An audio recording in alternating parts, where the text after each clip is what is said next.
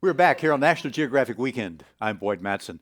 And this is a really special moment because right now I am with Jane Goodall, Dr. Jane Goodall, primatologist, at a birthday party celebrating her 80th birthday. But really, it is a celebration of a life that has inspired us all and challenged us and made us realize that we can do something to make this planet a better place, just as she has done, even if we don't go off and discover new behaviors from chimpanzees. So, Jane, happy birthday and welcome to the show. Thank you.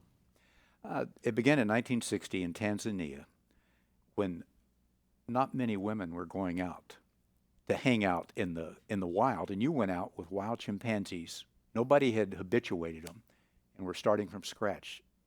How did you know where to begin, what to do? Well, nobody had told me, but I just relied on the way I'd watched birds all my childhood in England to be patient, not to get too close too quickly, to wear the same colored clothes, not to be surprising. And of course, it really took a long time because at first, chimps are very conservative. They'd never seen a white ape before, which is what I was. And they would just vanish into the vegetation. So it was a very worrying time, those early weeks. Now they do have home ranges, territories, and you knew they weren't going to leave that general area with your presence, but they would go to the far side of it. Yeah, and it's pretty big areas. So you couldn't, even though you had your binoculars, they could get so far away you couldn't spot them. And also, it's thick forest, so all they have to do is go down under the trees, and you don't see them. How long before they would get curious enough, because like humans, have a curiosity that they would come and start peeking around a tree No, or a corner? they never did that. They never. Once they began to lose their fear, it was David Greybeard who first lost his fear, and gradually the others realized that he wasn't running away, so perhaps I wasn't so scared. First thing they did was to become very aggressive.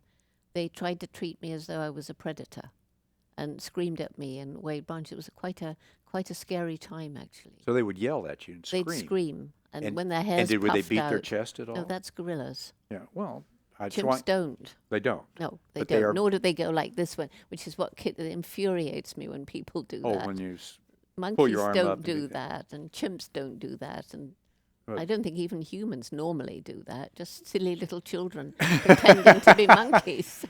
only people with an itch should do that.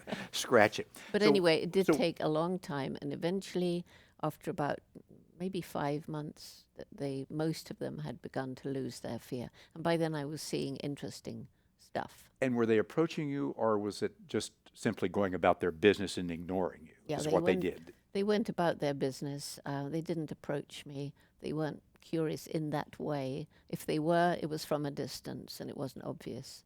But gradually they let me approach closer.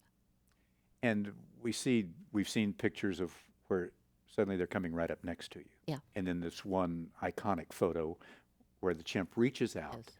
and Touch. almost touches your face, puts He a finger does. out to your nose. He And does touches it. touch my nose. And of course, we can't do this anymore because today we realize that chimpanzees share our immune system, they catch our diseases. And so by allowing contact between us and the great apes, we endanger them because they haven't got an immunity to some of our diseases. In fact, I was at Mahali Mountain Chimp Reserve, and some of the chimps, while I was there, had contracted a kind of flu, and they were coughing and sneezing and eyes running, and Yeah. one of the babies unfortunately died during that. So there is they're more at threat, I think, from our diseases than we are from anything they carry. I think so, yeah. Uh, but at that moment, when the chimp did reach out and touch you, in that time, what's the story behind that? Well, the story behind it is that his mother, Flo, was the great matriarch, and she had quite a large family. Flint was the youngest. He was born while I was there, and by this time, Flo had come to accept my presence, but it was still pretty extraordinary when she let her precious infant come so close and reach out to touch me. Here on National Geographic Weekend, we're talking with Dr. Jane Goodall, a primatologist who really, your discoveries taught us things more than we had ever known up until this point about a creature that is our closest relative. And we didn't realize everything that we shared. And one of the first things you discovered was that they could make tools.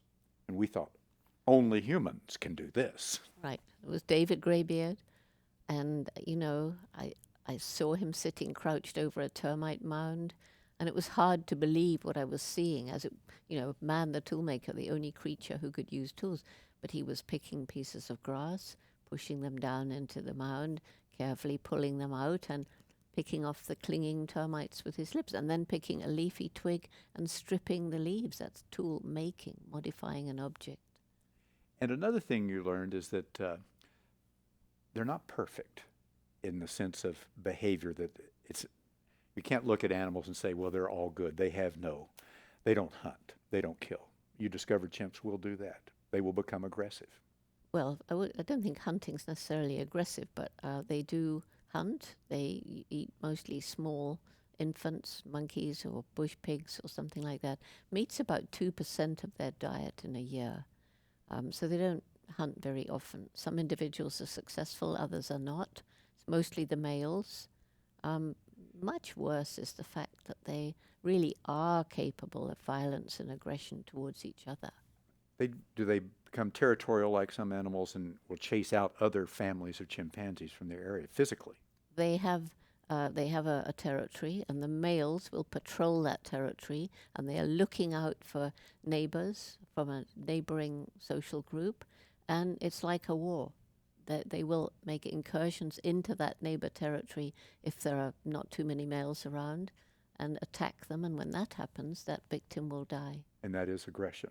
That is real aggression. But they're also capable of love and compassion and altruism, just like us. They share human emotions from what you've seen. They do. And the awful thing was when I realized that they were capable of this kind of warfare, it made them seem even more like us than I had thought before. We're talking here with Jane Goodall on National Geographic Weekend, but what brought you to the prominence of the world was the work as a primatologist with the chimpanzees.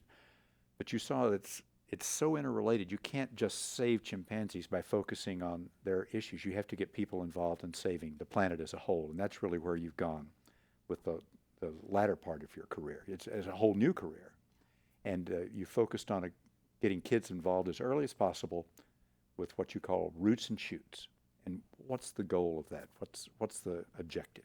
The main objective is to help every child understand that he or she matters and makes a difference. In fact, you can't live through a day without making some kind of impact on the planet.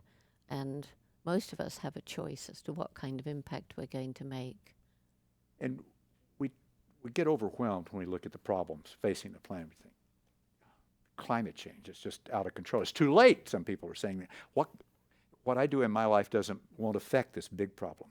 You take the opposite approach that if everybody looks at it as what I do, you do affect the big problem. That's exactly right. But, the big problem, I know we can turn things around, but do we have time? Can we get at, people are aware of the problems. Hundreds and thousands of people now around the world because of the, social media, television, tweeting, twittering, Google Earth and all that sort of stuff. So people are aware, but they don't change their behavior. So Roots and Shoots is about helping young people understand that by changing your behavior, you truly can make a difference. And specifically in behavior, what can they do? They can think about what they eat. Where did it come from? Did it involve suffering to animals? What do they buy? Did it involve child slave labor or sweatshops? It's very cheap. Why is it cheap? Should it be so cheap? Does that mean some people are being discriminated against and exploited? So just thinking about those little things. And then, of course, if you join the Roots and Shoots program, you actually do projects. You do them together. And you can clean a stream and put fish back where they haven't been for 30, 40 years. I've been on 4 continents where that's actually happened. It's really reinforcing that idea. Actions have consequences. So think about your actions. Yes. Jane Goodall, celebrating her 80th birthday, got a wish? Got a wish to make Roots and Shoots in every country of the planet, and many groups in all those countries of all ages, preschool through university and more adult groups, and the funds were wherewith to make this vision happen and to protect the chimps better in Africa. Well, I think you're well on your way to getting that wish. You've got groups in more than 130 countries, more than 100,000 groups, so who knows how many people that is. But you've got the difference, and that's important, that the legacy of Jane Goodall continue and that we can all carry it on, carry on the mission. Thank you for inspiring us and teaching us, really teaching us about ourselves when we learn about the chimpanzees. That's where it all started.